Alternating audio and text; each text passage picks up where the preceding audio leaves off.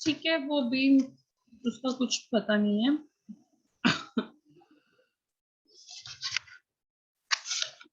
आपका paper number 2 है F2MA management accounting. आपके इसमें 16 चैप्टर्स हैं। 16 चैप्टर में से फर्स्ट 3 चैप्टर इंफॉर्मेशन से रिलेटेड है। इंफॉर्मेशन के मीनिंग, सोर्सेज कि हमने इंफॉर्मेशन कहाँ से कलेक्ट करना है एंड देन उसको कैसे प्रेजेंट करना है। एमए में बेसिकली आप किसके अकॉर्डिंगली सोचते हो, किस थ्योरी के अकॉर्डिंगली सोचते हो, बिजनेसमैन के अकॉर्डिंगली सोचते हो। आप बिजनेसमैन के बारे में सोचना है। बिजनेसमैन ने क्या करना है, डिसीजंस लेने हैं रिलेटेड टू बिजनेस। और कोई भी बिजनेस क्यों करता है, ताकि प्रॉफिट कमा सके, मैक्सिमम प्रॉफिट कमा सके, राइट। मैक्सिमम प्रॉफिट कहां से अर्न हो सकता है, जब ज्यादा से ज्यादा आप सेल्स करो क्वांटिटी में, और ज्यादा से ज्यादा आपकी नेट प्रॉफिट कम ज्यादा हो। कैसे, sale price minus cost price is equal to profit. अब कंपटीशन इतना है, आपने सेलिंग प्राइस अगर बढ़ाई तो आपका क्वांटिटी सेल नहीं होगा, नहीं होगा ना, कंपटीशन इतना ज्यादा है। तो फिर प्रॉफिट कैसे बढ़ेगा, प्रॉफिट कैसे बढ़ेगा, कॉस्ट प्राइस को लो करके। तो बेसिकली मैनेजमेंट अकाउंटिंग में आपने क्या करना है, बिजनेसमैन के पॉइंट ऑफ व्यू से कॉस्ट प्राइस पढ़नी है। सेलिंग प्राइस को हम बढ़ा नहीं सकते, तो प्रॉफिट को मैक्सिमम कैसे करेंगे, कॉस्ट प्राइस को लो करके। तो आपने बिजनेसमैन की कॉस्ट प्राइस के अकॉर्डिंगली सोचनी है। मैक्सिमम मैक्सिमम टॉपिक इसी से रिलेटेड है आपका। अब मैनेजर को, मैनेजमेंट को डिसीजंस लेने हैं, डिसीजंस लेने हैं बिजनेस में। अब डिसीजन लेने के लिए उसको क्या चाहिए, इंफॉर्मेशन चाहिए, रिपोर्ट्स चाहिए, राइट। तो इन सब के मीनिंग तो हमें पता होना चाहिए, what is information, what are the sources, how to present it, right. 3 chapter information से रिलेटेड है। टिपिकल थ्योरेटिकल चैप्टर है, बीच में 20% आपका हो सकता है प्रैक्टिकल है, 20% प्रैक्टिकल है, बाकी 80% 3 चैप्टर्स, ये 3 चैप्टर्स 80% क्या है, थ्योरेटिकल है। थोड़े ये चैप्टर्स 3 बोरिंग है, और इनमें कुछ टॉपिक्स ऐसे हैं जो जस्ट रीड वाले टॉपिक है, कि आपने एक बार रीड करने हैं समझ आ जाएंगे सिर्फ रीड करना। नेक्स्ट चैप्टर में हम मीनिंग ऑफ कॉस्ट प्राइस पढ़ेंगे, cost, meaning of cost.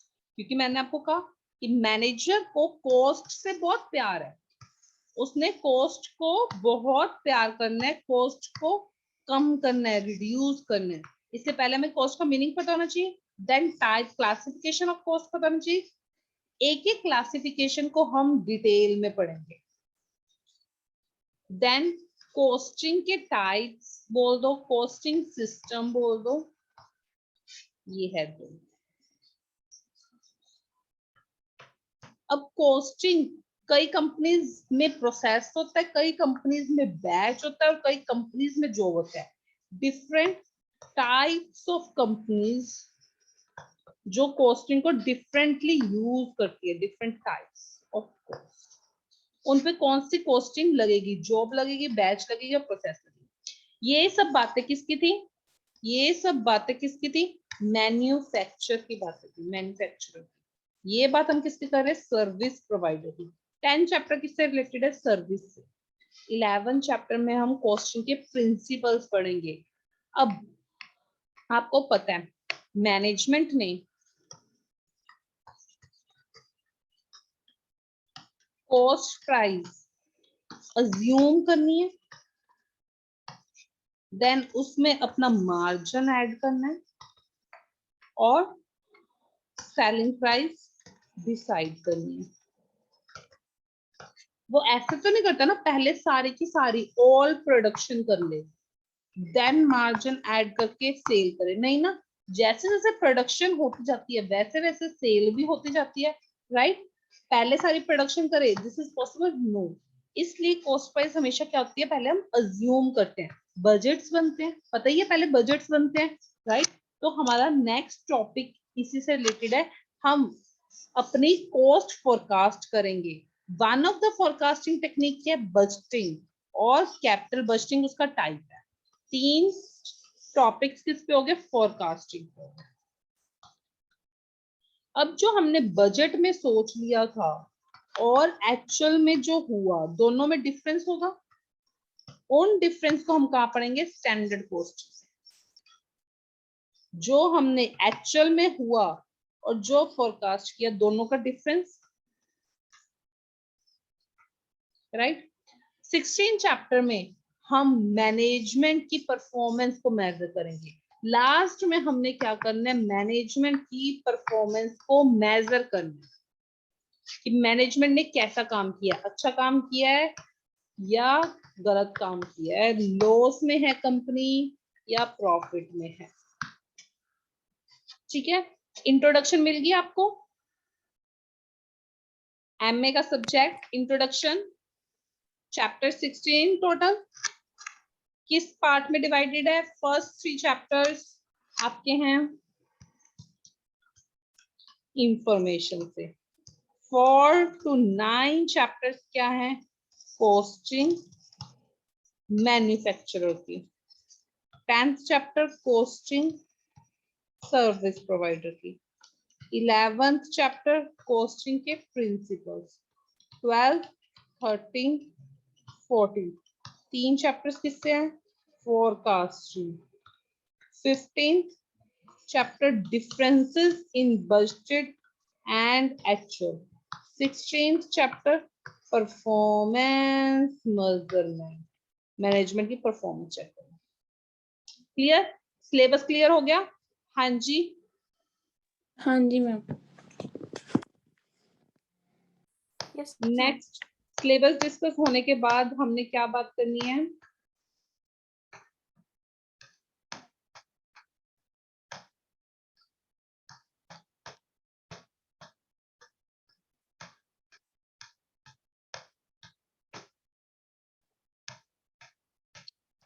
Exam pattern की बात करेंगे हम कि आपका एग्जाम कैसे आता है।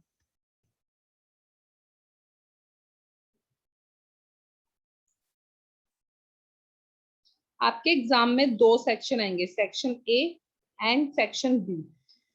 टोटल आपको क्या आएगा? एमसीक्यूज। अब एमसीक्यूज में आपको ये भी आ सकते हैं कि आपने ब्लैंक फिलअप करना है या एक से ज्यादा ऑप्शन 1 2 3 ऑप्शन सेलेक्ट करना है। ठीक है, ये कुछ भी आ सकता है, इसको हम क्या कहते हैं? Multitask question. 2 घंटे का आपका पेपर होगा, कंप्यूटर बेस्ड पेपर होगा, होम बेस्ड होता है।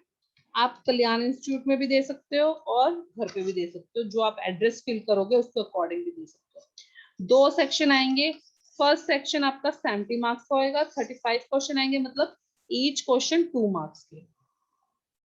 सेकंड आपका बी सेक्शन 30 मार्क्स का होगा, जिसमें सिर्फ 10 क्वेश्चन आएंगे।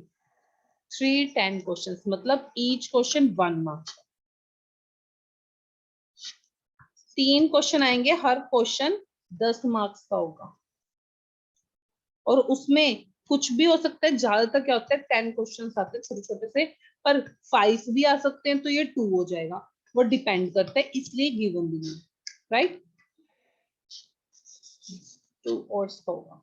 अब जो सेक्शन ए है उसमें सारे के सारे चैप्टर्स आएंगे, और सेक्शन बी में सिर्फ आपके 12 13 14 15 और 16 ये चैप्टर्स आएंगे। मतलब 12 टू 16 चैप्टर मोस्ट इंपॉर्टेंट है। ये सेक्शन ए में भी आएंगे और बी में भी आएंगे। 1 to 16 चैप्टर्स सेक्शन ए में, मतलब 1 to 11 चैप्टर सिर्फ सेक्शन ए में आएंगे। सिर्फ सेक्शन ए में आएंगे 1 to 11 चैप्टर्स। ठीक है, ठीक है। अब हमने एग्जाम पैटर्न कर लिया डिस्कस। मल्टीपल चॉइस क्या आ सकते हैं? मल्टीपल रिस्पॉन्स, मतलब एक से ज्यादा आपको ऑप्शन सिलेक्ट करना है, मोर देन 1। मैच करने भी आ सकते हैं और ब्लैंक वाला भी आ सकता है नंबर एंट्री पर।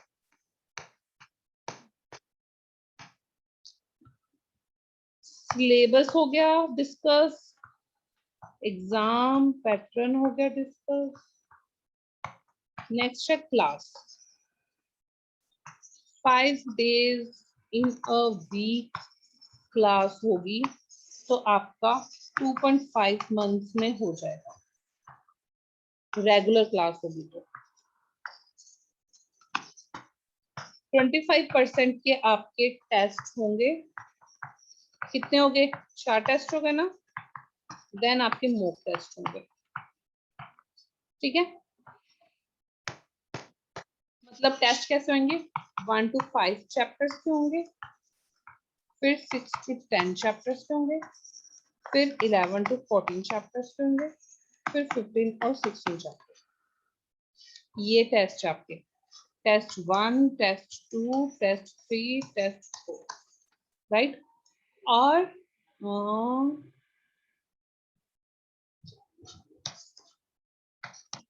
इलस्ट्रेशन, स्टार्टिंग के चैप्टर्स की illustration plus test your understanding आपने खुद करनी है।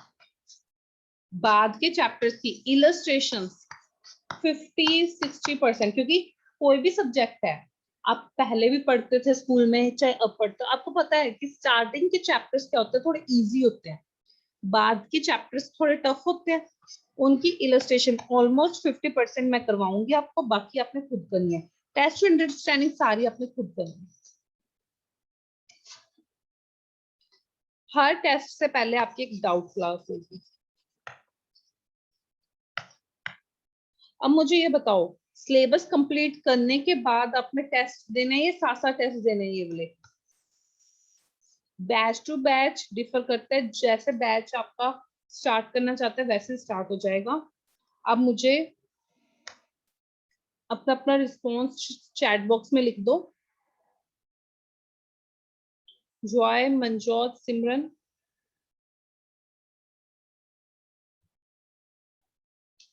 सिलेबस के साथ साथ देने हैं या लास्ट में देने बाद में? मैम एंड में ले लिया था।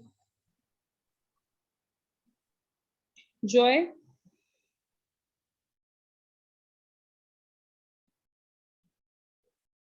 हाँ जी जॉय। मैम सिलेबस के साथ। साथ साथ सिलेबस के साथ, ओके। सिमरन एंड जॉय कह रहे हैं सिलेबस के साथ साथ देने हैं। देन मनजोत यूनिटी मेजॉरिटी साथ साथ देना चाहती है। पर मैं भी आपको यही कहती हूँ कि साथ साथ दो, क्योंकि ना एमए क्या है, थ्योरेटिकल सब्जेक्ट है, बहुत थ्योरेटिकल सब्जेक्ट है, बोरिंग हो जाएगा। बच्चे बोलते हैं कि मैम बोरिंग हो रहा है।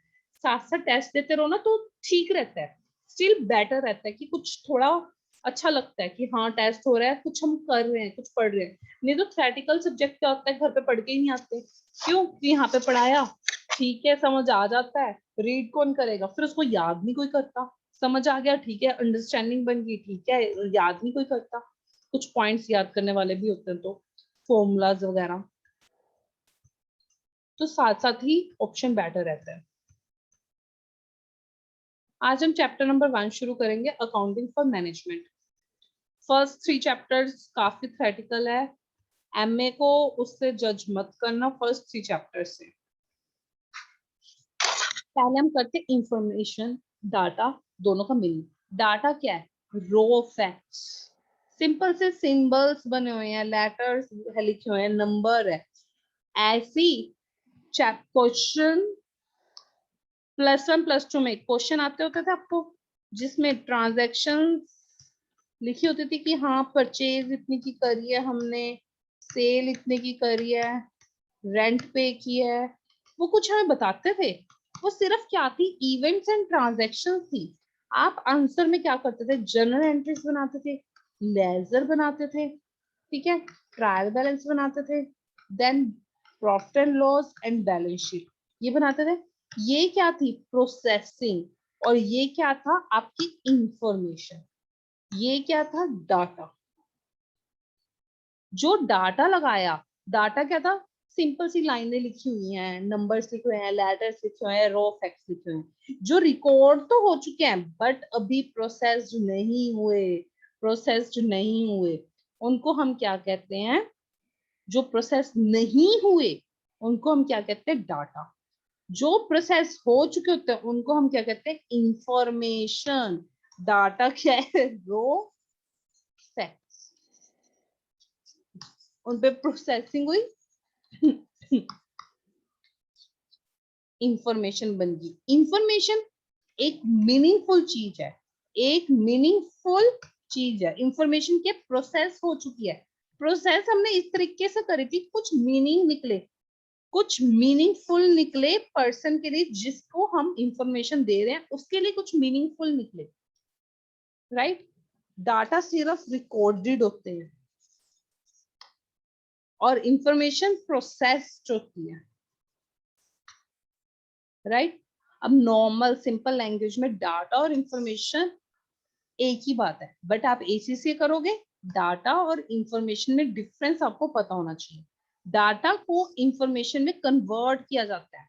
अब जब कन्वर्ट करते हैं, ट्रांजैक्शंस आते थे क्वेश्चन में, परचेज सेल करके गया, फर्स्ट इंस्टॉलमेंट में हमने परचेज करी, या हमने परचेज करने के बाद 2 दिन बाद पेमेंट करी, 2 दिन बाद पेमेंट करी, राइट। ये बातें जब प्रॉफिट एंड लॉस बना, बैलेंस शीट बना कि 2 दिन बाद पेमेंट करी हमने, ये बातें क्या हो जाती है, डिलीट हो जाती है ना। ये बातें जब P&L बना, बैलेंस शीट बना, डिलीट हो गई ना। बैलेंस शीट में क्या था, क्रेडिटर्स का डायरेक्ट बैलेंस लिखा होता कि कितनी ड्यू है अमाउंट, ये तो नहीं लिखा था पहले हमने 2 दिन बाद पेमेंट करी है या 4 दिन बाद पेमेंट करी है, राइट। जब हम कन्वर्ट करते डाटा को इंफॉर्मेशन में, कुछ डिटेल्स क्या हो जाती है, एलिमिनेट हो जाती है, समरीज उनको रिप्लेस कर देती है ताकि समझना इजी हो। होता ही ऐसे। अब डिटेल में पढ़ते हैं और उसके बाद जब रिपोर्ट बनाते हैं, तब हम रिपोर्ट के टाइम उसमें से कुछ ना कुछ निकाल लेते हैं जो जरूरी है, इंपॉर्टेंट है, बाकी अननेसेसरी इंफॉर्मेशन आप निकाल देते हो, राइट। नेक्स्ट है attributes of good information. Good information के कैरेक्टरिस्टिक्स क्या हैं?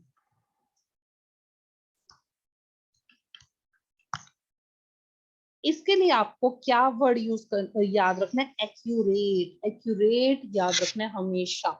अब मैनेजमेंट ने डिसीजंस लेने हैं, मैंने आपको पहले ही बताया था, मैनेजमेंट ने अपने बिजनेस के लिए डिसीजन लेने, डिसीजन के लेने के लिए, डिसीजन किसके रिगार्डिंग लेने हैं, प्लानिंग करने के रिगार्डिंग लेने हैं, कंट्रोल करने के रिगार्डिंग लेने हैं, डिसीजंस लेने हैं, ठीक है। अब इन सब के लिए उसको क्या चाहिए, इंफॉर्मेशन चाहिए। इंफॉर्मेशन कैसी होनी चाहिए, एक्यूरेट। ए से एक्यूरेट। एक्यूरेट का मतलब क्या है, सही। मतलब एक्यूरेट का मतलब समझते हो, सही, कोई एरर्स ना हो, एरर फ्री होनी चाहिए, राइट। अब ये बात इंपॉर्टेंट है, डिग्री ऑफ एक्यूरेसी किस पे डिपेंड करते कि इंफॉर्मेशन क्यों चाहिए हमें। डिग्री ऑफ एक्यूरेसी किस पे डिपेंड करती है कि इंफॉर्मेशन क्यों चाहिए। अब देखो, आपसे आपके मार्क्स पूछे गए कि आउट ऑफ 50 कितने मार्क्स है, 45 मैटर करते हैं, 46 मैटर करते हैं, दोनों चीज मैटर करती है।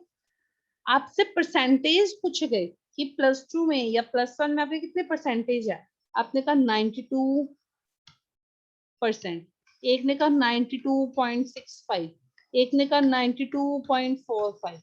मैंने क्या सोचा, मैंने बस 92 देख लिया, मतलब 65 45 या किसी के 40 भी है, 92.40, इतना मैटर नहीं करता ना। तो हमें इंफॉर्मेशन क्यों चाहिए। और आपने किसी से पूछा कि कितने रुपए लगे, फॉर एग्जाम्पल आप ट्रिप में जाके आए, पूछा कितने रुपए लगे, मोटा मोटा बता दिया 10,000 रुपए लगे, ठीक है। अब आपको किसी को हिसाब देना है, फॉर एग्जाम्पल ऑफिस में, ऑफिस की तरफ से आप ट्रिप पे गए थे, ऑफिस में आपको अपना इंफॉर्मेशन देनी है कि कितने रुपए लगे, कितना एक्सपेंडिचर लगा, तो आप बिल दोगे एग्जैक्ट।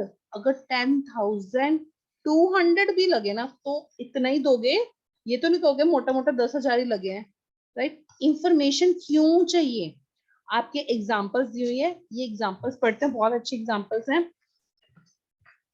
जब हम डिविजन्स का मतलब क्या है, डिपार्टमेंट्स, जब हम डिविजन्स की परफॉर्मेंस देखते हैं तब परफॉर्मेंस हमें किस में चाहिए कि एक डिवीजन 1 ने, मान लो एक डिवीजन 1 हमारी हरियाणा में है, तो उसने कितना कमाया 10,000, और एक हमारी पंजाब में, इसने कितना कमाया 10,500।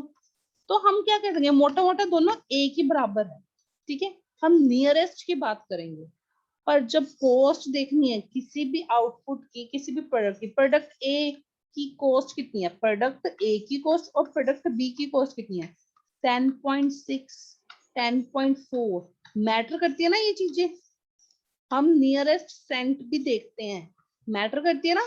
कॉस्ट देखनी है तो मैटर करेगा पैसे नियरेस्ट सेंट। और जब परफॉर्मेंस चेक कर रहे थे तो हम 10,000, 10,500 एक ही बात लेकर चल रहे थे। तो इंफॉर्मेशन की एक्यूरेसी, उसकी डिग्री किस पर डिपेंड करती है कि इंफॉर्मेशन क्यों चाहिए, वाई इंफॉर्मेशन क्यों चाहिए। अगर इंफॉर्मेशन आपको जैसे कॉस्ट के लिए चाहिए थी तो आपने बिल्कुल एक्यूरेट बताई, 100% एक्यूरेट चाहिए यहाँ हमें, बट यहाँ 100% एक्यूरेट नहीं चाहिए, राइट। ए फॉर एक्यूरेट हो गया। नेक्स्ट हमारा क्या है,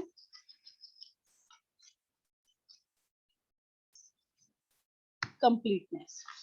अब कंप्लीट इंफॉर्मेशन क्या होनी चाहिए, कंप्लीट होनी चाहिए। आप अपने मैनेजमेंट को रिपोर्ट दोगे, वो रिपोर्ट क्या होनी चाहिए, कंप्लीट होनी चाहिए। बट इसका मतलब ये नहीं कि कंप्लीट होनी चाहिए, राइट, बट हमेशा किसी चीज का एक्सेस अच्छा नहीं होता ना, किसी चीज की अति अच्छी नहीं होती। रिपोर्ट ये ना हो बहुत एक्स्ट्रा में लिखी हो। अब आपको, आप पढ़ रहे हो F2, मैं आपको फालतू के इधर उधर की बातें बताऊं, मैंने जैसे आपके लेवल की ही बात करूं ना, जो आपके एग्जाम के लिए रेलिवेंट है, कंप्लीट दूं, जो जो बातें आपके एग्जाम के लिए रेलिवेंट है, जो जो क्वेश्चंस बनते हैं, जो जो सिलेबस है, आपको वो डिस्कस करूं। और एक्स्ट्रा में डिस्कस करना आपके लिए क्या है, एक्सेस इंफॉर्मेशन है, वो आपके लिए अच्छी होगी, जो आप आगे चल के पढ़ोगे, कहीं ना कहीं पढ़ोगे। आप नेक्स्ट लेवल में, जब आप नेक्स्ट लेवल पे आओगे, अपने तीनों पेपर कंप्लीट करके, उसके बाद पढ़ोगे वो इंफॉर्मेशन अगर मैं आपको अभी दूं तो आपके लिए नेसेसरी नहीं ना। अगर इसको हम एग्जांपल ले, अपनी कंपनी के हिसाब से, बिजनेस के हिसाब से हम एग्जांपल ले, बिजनेस में परचेज के भी होते हैं और सेल के भी होते हैं, राइट।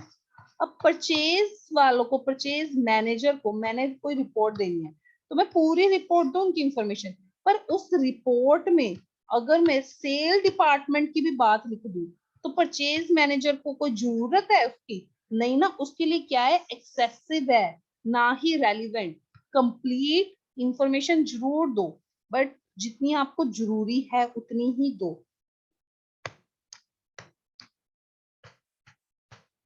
इसी से एक पॉइंट निकलता है रेलिवेंट, रेलिवेंट कि अब सेल्स टीम को टोटल कॉस्ट पता होनी चाहिए, राइट। सेल्स टीम को टोटल कॉस्ट पता होनी चाहिए, टोटल कॉस्ट पे उन्होंने क्या करना है, प्रॉफिट ऐड करना है और सेलिंग प्राइस डिसाइड करनी है, डिस्काउंट ऑफर वगैरह भी देने होंगे, ठीक है। इसलिए सेल्स टीम को टोटल कॉस्ट पता होनी चाहिए, बट इस कॉस्ट का ब्रेकडाउन, ब्रेकडाउन पता होना चाहिए।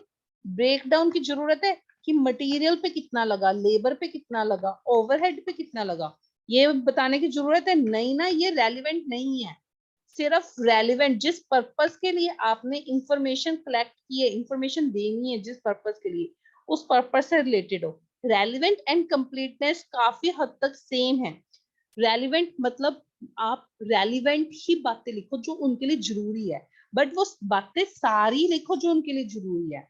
एक्सेस बातें मत लिखो जो जरूरी नहीं है, क्योंकि मैनेजर के पास क्या होता है, टाइम कम होता है, उसका टाइम हमने खराब नहीं करना। इसके एग्जांपल्स हैं, a complete control report on variance should include all standard and actual cost necessary to aid understanding of the variance calculation। ये आपको पॉइंट ना अभी कम समझ में आएगा, ये जब आपका चैप्टर नंबर 14 हो जाएगा ना तब ज्यादा अच्छे से समझ आएगा, पर मैं फिर भी समझाने की कोशिश करती हूँ। वेरिएंस का मतलब क्या होता है, डिफरेंस। किसमें डिफरेंस, जो हमने बजट बनाया था, जो स्टैंडर्ड बनाया था और जो एक्चुअल हुआ, दोनों में डिफरेंस। वो डिफरेंस आपने सिर्फ बता दिया 500 का डिफरेंस आ रहा है, 600 का डिफरेंस आ रहा है,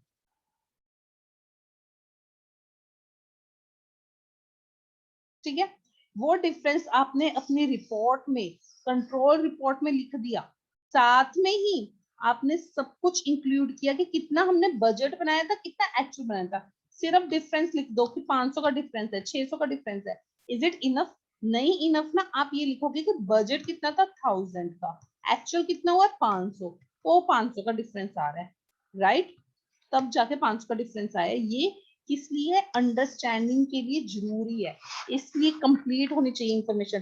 सिर्फ रिपोर्ट में ही लिख दो कि हाँ जी 500 का डिफरेंस है, 600 का डिफरेंस है, तो वो रिपोर्ट कंप्लीट नहीं है। अब प्रोडक्शन मैनेजर को वेरिएंस दे दिया कि हाँ उन्होंने कितना प्रोडक्शन के लिए कितना रॉ मटेरियल चाहिए था, कितना मटेरियल चाहिए था, और कितना उनको हमने प्रोवाइड किया, दोनों में वेरिएंस आ गया। परचेजिंग मैनेजर को किसका डिफरेंस चाहिए? प्राइजेस का, रॉ मटेरियल के प्राइस का। परचेज मैनेजर क्या करता है? मनजोत, परचेज मैनेजर क्या करता है? रॉ मटेरियल परचेज करके देता है। प्रोडक्शन डिपार्टमेंट क्या करता है? उस रॉ मटेरियल से प्रोडक्शन करता है। तो प्रोडक्शन डिपार्टमेंट को किस चीज की जरूरत है? मटेरियल यूजेज के वेरिएंस की जरूरत है। और परचेज मैनेजर को किस चीज की जरूरत है? प्राइस के वेरिएंस की जरूरत है। अगर ये दोनों पॉइंट्स अगर आपको भी समझ नहीं आ रहे तो कोई प्रॉब्लम नहीं है, हाइपर मत हो ना। अगर ये दोनों पॉइंट समझ नहीं आ रहे, चैप्टर नंबर 14 में हम ये डिटेल में पढ़ेंगे कि वेरिएंस कौन कौन से होते हैं, कौन सा वेरिएंस कब कैलकुलेट करते हैं और कैसे कैलकुलेट करते हैं। ये चैप्टर नंबर 14 में डिटेल में है, ठीक है? अगर नहीं समझ आ रहा तो इतनी टेंशन मत लेना। हाँ जी, समझ आ रहा है वैसे? जॉय, मनजोत, सिमरन? Yes, ma'am. हाँ मैम। नेक्स्ट है कॉस्ट इफेक्टिव। देखो, इंफॉर्मेशन कलेक्ट करना हमेशा कॉस्टली होता है ना। ये थोड़ा ना कि इंफॉर्मेशन आपको बैठे बैठाई मिल जाएगी। सर्वे करना पड़ता है, इंटरव्यूज भी लेने पड़ते हैं। अपने देखना है सड़क पे कितनी कार चल रही है, तो सीसीटीवी कैमरा लगाओगे या कोई पर्सन को खड़ा करोगे, ठीक है, कि वो वहां पे कैलकुलेट करेगा कितनी कार जा रही है। तो इन सब चीजों में क्या आती है? कॉस्ट आती है। अब ये कोई भी बात है, कोई भी चीज है, उस इंफॉर्मेशन का बेनिफिट, आप कोई भी काम तभी करोगे, उस पर कॉस्ट तभी लगाओगे जब बेनिफिट ज्यादा होगा कॉस्ट से। कॉस्ट से बेनिफिट ज्यादा होगा तभी वो काम करोगे ना। अगर आप कोचिंग ले रहे हो, कोचिंग से आपको बेनिफिट ज्यादा होगा तभी आप लोगे जितनी कॉस्ट है। मैनेजमेंट इंफॉर्मेशन क्या होती है? वैल्यूएबल होती है, डिसीजन मेकिंग के लिए हेल्पफुल होती है। If a decision backed by information is different from what it would have been without the information.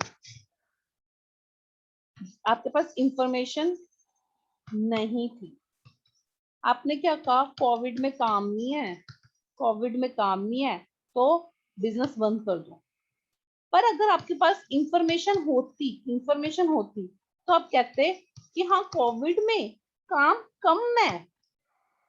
हम ये नहीं कह सकते काम नहीं है, काम कम है, प्रॉफिट कम होगा, तो आप क्या करते? अपने बिजनेस को स्टार्ट रखते, बंद ना करते, बिजनेस को स्टार्ट रखते।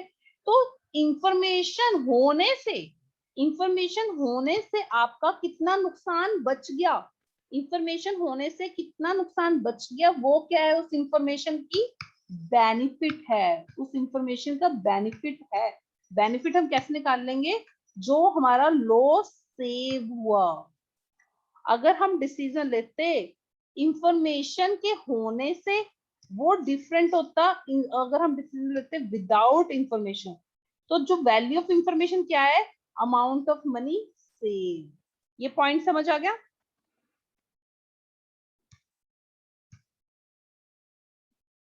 हाँ जी, कॉस्ट इफेक्टिव का पॉइंट समझ आ गया मनजोत, सिमरन, जॉय? Yes, हाँ ma'am. मैम। ये इलस्ट्रेशन रीड कर लो।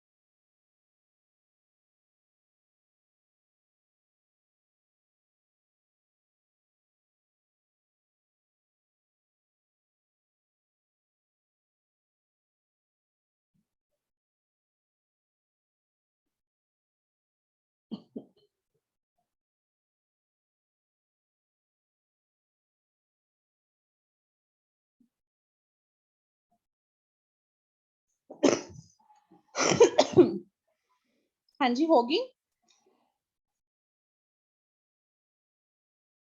होगी इलस्ट्रेशन। हाँ मैम, हो गया पढ़ के।